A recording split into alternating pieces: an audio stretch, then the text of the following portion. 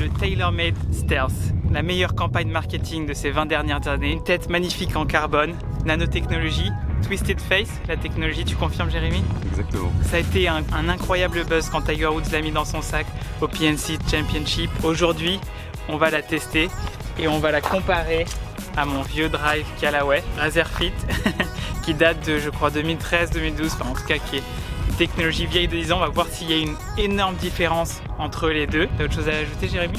Je pense que c'est pas mal, il n'y a plus qu'à regarder ce qui se passe. Ok. Première partie, on va tester le Callaway, mon driver classique. On va voir quelle distance je fais. Normalement, je fais à peu près 215 mètres carrés avec ce driver pour pouvoir ensuite comparer avec le TaylorMade Stealth après ça. Bon, celle-là, tu la prends pas? Non, les mix des drives qu'on a eu, si tu veux, on a un carré à 204, un total de 28, c'est ce qu'on a à peu près sur la moyenne des drives. Hein. Bon, on enlève celles qui ont été ouais, celles du début. On a eu certaines comme ça, voilà, où tu as eu 2,43 distance totale, ton spin est plutôt correct, 99 miles de vitesse de club, puis touché parfait. Hein.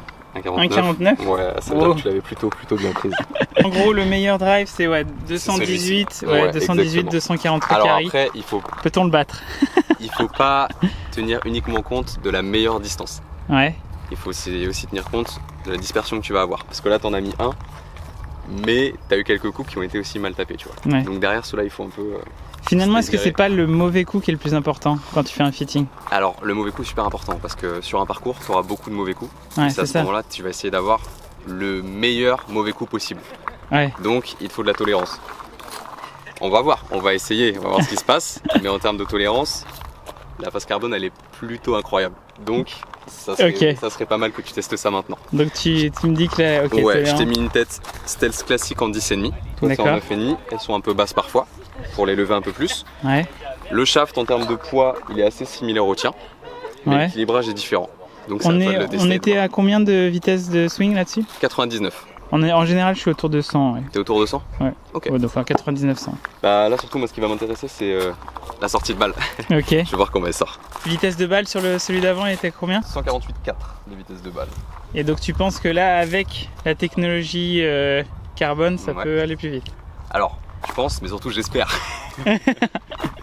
J'espère que ça va aller plus vite. Déjà, première impression, donc, je pensais qu'on allait voir beaucoup la face rouge. Mais finalement on la voit pas tellement, c'est pas assez gênant à l'œil. Le côté carbone au-dessus, ouais, on a quand même enfin là, avant de taper des balles, j'ai une sensation de sécurité quand même. Top, j'aime entendre ça. La tête est assez grosse, on va voir comment elle passe. Allez, on part sur la première balle. Canon ça. Premier drive, j'avoue bonne sensation. Je me sentais bien à l'adresse. Allez, on va voir les données tout de suite. Donc là, attends, c'est quoi? Ça fait combien de plus? Sur un seul coup, alors juste en total, t'es passé de 2,43 à 2,51, pas loin des 10 mètres. Et en vitesse de balle, tu passes de 148 miles à 153,5. D'accord, ouais, donc c'est... Ouais. C'est un bon début. Ouais. On va voir sur les suivantes, mais c'est un bon début. Après, en termes de son, finalement, je m'attendais à ce que la face carbone fasse un bruit un peu bizarre, mais j'ai pas été choqué, franchement, ça...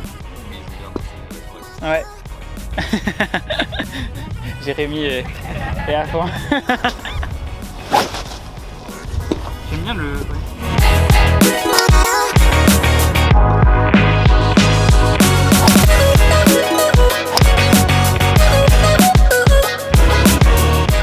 Coup raté. Ouais. Push à droite. Exactement. Tu passes à 153 de vitesse de balle, 154, de 45 total. Et si tu veux en voir ce que tu faisais avant, rien qu'en vitesse à ce niveau-là, hop, on fait 3 miles. Et pareil à ce niveau-là, t'as pris pas mal aussi. Donc même sur le coup raté, je gagne 4 miles. Dans tous les cas, tu gagnes en longueur, tu gagnes en vitesse de club, tu gagnes en vitesse de balle. Après, bon, là, t'étais pas sur le fairway. Ouais. Mais au moins, t'es long. Si on peut garder un positif. Ouais, c'est plus important. En général. Après, ton smash factor était exceptionnel. Hein. En 50, wow.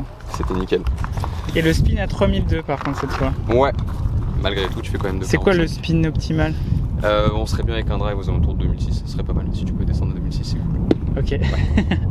Et ça se fait surtout au niveau du shaft. Ou au niveau Pas que, de... c'est un mélange des deux. C'est entre le shaft, la tête et aussi le swing. Il y a tout qui joue. Ouais. Parce que si tu as le club vraiment adapté, mais qu'à un moment tu finis vraiment sur l'arrière, tu vas beaucoup la faire monter. Donc elle va prendre une grosse rotation. Donc elle aura beaucoup de spin. À l'inverse, si tu viens la prendre parfaitement comme il faut, bah, elle va prendre une trajectoire correcte et avoir un taux de spin correct, en fonction évidemment du shaft adapté. Et si tu viens la prendre par-dessus, tu vas la taper sur le haut de la tête de club, ce qui va lui donner aussi une grosse rotation. C'est là qu'elle va faire une chandelle, tu vois. J'arrive à combien de degrés ouvert? Tu as un angle de décollage de 12 et tu arrives à 1 degré tu la reprends en remontant d'1 degré.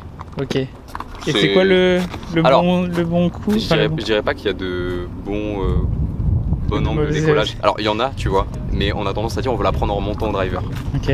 Donc sur le tour, c'est pas ils sont à +1 ou un truc comme ça, non? Bah justement, je vais te dire, on a tendance à dire il faut prendre la balle en remontant, mais sur le tour, ils la prennent même en descendant, et qui sont négatifs. Et ils la passent tellement vite mais aussi. ils passent tellement vite que ça marche, tu vois. Après, les long drivers, le truc totalement opposé, ils la prennent énormément en remontant. Disons que pour un amateur, tu dirais quoi? Ça serait la prendre à +2, +3. Ok. Ouais, donc je peux aller encore un peu plus haut aussi. Ouais, tu peux. Après, encore une fois, ça dépend des gens. Celle que tu as calée tout à l'heure à 2,51, t'es passé à +1, tu vois. Là, t'es passé aussi à +1 et tu as mis beaucoup plus de spin. Ok. C'est dû à ta posture. Ok. Ce que je vois pour l'instant là, c'est la tolérance, elle est très bonne. Meilleure vitesse de balle, meilleure vitesse de swing, 10 mètres en plus. Pour l'instant, je peux pas dire grand chose. Spin réduit. Spin réduit, ouais. Parfait ça. Ça c'est parfait. Je pense que tu l'as pris un peu basse dans la. Ah, t'as pas le twirl là. Ok, donc ça c'était une balle parfaite. 230 carry. Normalement je suis à 215. Total 250, 2008, 154 de ball speed. On est bien là. J'avoue, moi qui me disais que c'était que du marketing, pour l'instant je commence à être très content là. Si vous avez un driver de plus de 10 ans, vaut mieux le changer là. Tu me dis que l'autre tête, il y a moins de tolérance. Et moins tolérante que celle-ci exactement. Après, je suis pas sûr que ça soit très utile au vu du spin que tu as. De spécialement l'utiliser. Là, ça a l'air de bien marcher. Elle te pardonne un petit peu certains coups qui sont pas forcément bien contactés aussi. Ça à toi de voir ensuite, tu vois. Mais je pense que c'est bien de rester sur quelque chose qui marche bien tout de suite. Parce que l'autre est plus réservé aux pros. Celle qui est plus jouée par les pros. Ça, c'est évident. Tiger joue celle-là, non? C'est bon. Tiger, il n'y a pas que lui, mais ouais. Mais tu pourrais la jouer aussi. Après, on pourrait essayer après si tu veux. Mais moi, je te conseille plus de partir sur celle-là. Tant que je suis à 2008 de spin, je suis bien, quoi, en gros. T'es bien, puis t'as certains coups qui sont plus bas aussi. Là, c'était surtout sur les meilleurs. T'étais à 2,55 de total. Voilà, c'est là que t'avais un bon taux de spin. Mais t'as fait certains coups où t'étais à 2,48, t'étais à 2003 de spin. Ça dépend un peu comment t'arrives dessus. Parfois tu viens, tu l'écrases un petit peu, tu la prends un peu basse, ça augmente ton taux de spin. L'autre coup, t'es très bien, tu vois. D'accord. Changement de shaft. Qu'est-ce que t'as fait alors comme changement? Un tout petit peu plus léger. Tu vas avoir aussi des trajectoires probablement un peu plus basses avec celui-là, sur les coups qui sont bien tapés. Parce que là, quand tu tapes bien la balle, parfois elle monte un tout petit peu. Ah là, ça monte trop là? Pas trop, mais un tout petit peu trop, tu vois. Donc on va voir si on peut améliorer ça avec ce shaft là. On va voir comment tu te sens avec. Ok. Celle-là elle était bien. Tu l'as eu le Celle-là était bien, On va essayer une ou deux balles si tu veux bien. Tu veux que je te tienne le. Allez, conseil de Thomas Linard, c'est parfait ça. Voilà. Donc regarde, tu vas essayer, tu vois le club que tu as juste là à droite du tee. Tu vois, il va falloir que tu montes un peu plus dans l'axe. Voilà, et là qu'avec les épaules pour le coup. Vas-y, refais ce que tu viens de faire. C'était très bien jusqu'à la mi-montée. Refais ce que tu viens de faire à la mi-montée. Non, juste à la mi-montée. Refais ça, voilà. Et là tu montes qu'avec les épaules maintenant. Voilà, super. C'est le retour, tu vois, où j'arrive pas. Là, j'ai jamais réussi à tourner après. Il va falloir faire des abdos. Je suis vraiment bien placé pour le dire. Moi, elle est en ligne celle-là. Elle est droite. Si je récapitule, Thomas, donc là, point de flexion bas pour garder en. Enfin, point de flexion haut pour que ça reste assez stiff, tendu. Assez stable à l'adresse, à l'impact, pour éviter que ta tête de club elle bouge comme ça. Ok. Parce que toi t'as pas de mal. Et pour pas avoir de trop gros ratés à gauche. Exactement. Toi t'as pas de mal à lever la balle, donc forcément on va pas te donner un shaft qui, on va dire, kick un peu plus en bas. Toi tu vas justement avoir besoin de beaucoup de stabilité, donc un manche qui bouge un peu comme un bout de bois. Donc on repart sur le premier shaft. Yes. Qui avait les meilleures données jusque là. On va voir si c'était à cause de l'adrénaline. En tout cas, je suis un peu écrasé.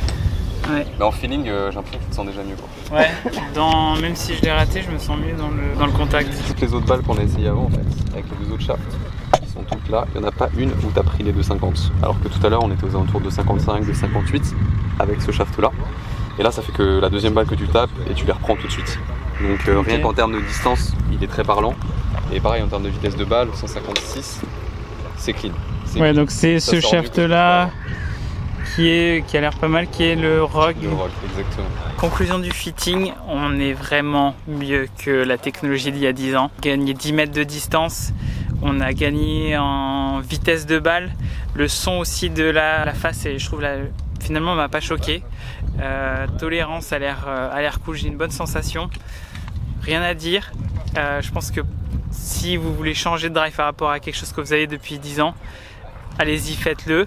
C'est vrai qu'aujourd'hui le Stealth est assez cher, il est à 600, enfin, il peut être à 500 €. Donc peut-être que par rapport à des technologies comme le Sim 2, il n'y a pas de grosse différence, mais une autre personne, donc Louis qui l'avait testé avec le Sim 2, lui il a vu une différence. Donc Louis, tu avais le Sim 2, c'est ça? Ouais, avec un Tour AD, ouais. Tour AD VR, et j'ai essayé un Stealth Plus en 10,5, et en fait on voit tout de suite une différence. Ce qui est bien, c'est qu'en plus on a comparé à shaft avec le même shaft. Tu vois tout de suite sur Highway Trackman s'il y a une différence ou pas. Tu gagnes en vitesse de club. T'as gagné combien en vitesse? Je pense que 5-6 miles, ce qui est quand même pas mal. Ouais. Distance, j'ai gagné une dizaine de mètres au carry et en total. Ah ouais, 10 mètres. Moi je m'attendais vraiment pas, genre, parce que le Sim 2, pour moi qui est finalement c'est juste celle d'avant, non? C'est ça? Ouais, exactement. Je vous conseille de l'utiliser, de le tester, voir si ça vous convient par rapport à vous, ce que vous avez. Mais en tout cas, bien surpris et surpris positivement par le club. Donc on va voir ce que ça donne maintenant sur le parcours. J'ai reçu mon nouveau driver. Il est là. Vite, vite, vite. Je suis trop excité là, je suis trop excité.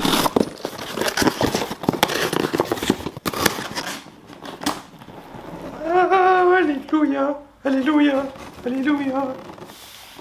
Oh.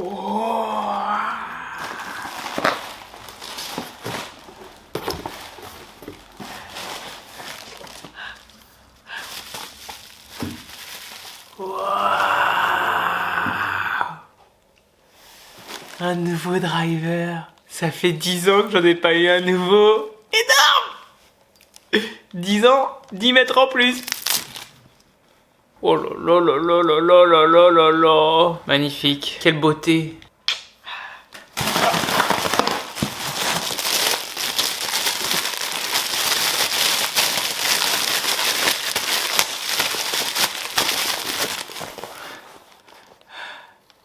Et une capuche, toute propre. C'est différent de mon ancienne capuche. J'ai même le bois 3.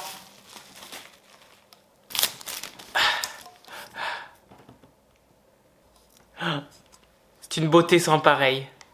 Je n'ai jamais vu ça. On va voir sur le départ du 1 samedi à Feucherolles. Premier drive au golf de Feucherolles. Gros draw plein milieu. Sur le green. Gros draw plein milieu. Je valide pour l'instant. On va voir si elle a fait un peu plus de distance que d'habitude. Donc là il y a Thomas. Et moi je suis devant. C'est pas mal ça. Thomas est 5 comme moi, il est à peu près à la même distance de drive. Je valide. Je crois que ça. J'ai pris 10 mètres par rapport à ma distance d'avant. Quand la balle est décentrée, que je vois un avantage, où là je garde quand même une bonne distance. C'est bon, le Stealth c'est validé. Mon avis définitif sur le driver TaylorMade Stealth. Oui, je le recommande. Oui, je le mets dans le sac. J'ai gagné 10 mètres avec le driver. J'ai une vitesse de balle qui est plus rapide, de 147 à 153. Une meilleure tolérance, mes coups décentrés vont donc plus loin. Donc clairement, oui, je le mets dans le sac. Après, je l'ai eu gratuitement par TaylorMade suite à l'événement avec Journal du Golf. Donc si je devais l'acheter 566 €, est-ce que je l'aurais fait? Oui, je l'aurais fait si j'étais riche. Donc si vous avez de l'argent, allez-y, achetez le driver. Si ce qui est plus probable que j'ai pas beaucoup d'argent, j'aurais peut-être attendu pour l'acheter parce que pour l'instant, de gagner 10 mètres, 566 € pour gagner 10 mètres, ça fait 50 € le mètre, ce qui est quand même assez cher. j'aurais peut-être attendu qu'il descende à 300 € pour l'acheter, 399 €. Voilà, c'est mon avis sur le driver TaylorMade Stealth. Ce qui peut être intéressant maintenant, ça va être de comparer avec les autres nouveaux drivers. Donc si vous avez aimé la vidéo et que vous voulez d'autres vidéos de ce type, n'oubliez pas de liker cette vidéo, de souscrire à la chaîne et on se revoit dans une prochaine vidéo.